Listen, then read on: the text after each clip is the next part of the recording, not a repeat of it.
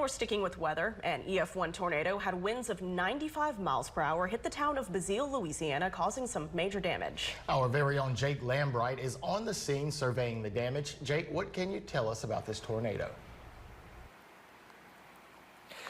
Old Bennett, Joanna, we're in one of the hardest hit areas in Evangeline Parish from yesterday's storm in the small community of Basile. We're actually standing outside of Ray's Specialty Meat and Smokehouse right now, just off of US 190, and this smokehouse behind me here took one of the hardest hits from the tornado.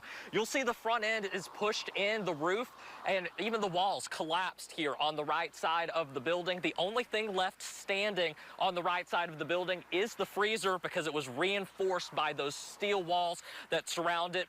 But you will notice as we continue to pan the camera around the scene here, we've got some branches and limbs and more debris out to our immediate right of the building. But this house over here, or this building, isn't in the best of shape, but didn't take any damage from that tornado. As we continue kind of looking across the street, you'll also see additional damage to nearby homes. Some trees snapped and down. You can see that likely tornado damage as those trees across the street were snapped instead of uprooted for the most part.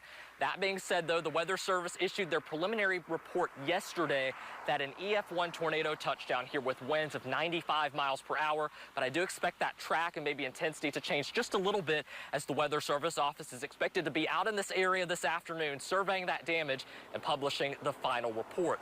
Now, there was not a tornado warning here at the time yesterday when this tornado touched down, but one shortly thereafter. We were live covering it as that area of rotation moved toward the northern portion of the parish. At this time, we haven't confirmed any damage on the northern side of the parish, but again, things here on the south side, right on the line of Evangeline and Acadia Parish, not looking too good. We're going to stay here, survey some more of that damage, and hopefully have more for you coming up in future newscasts.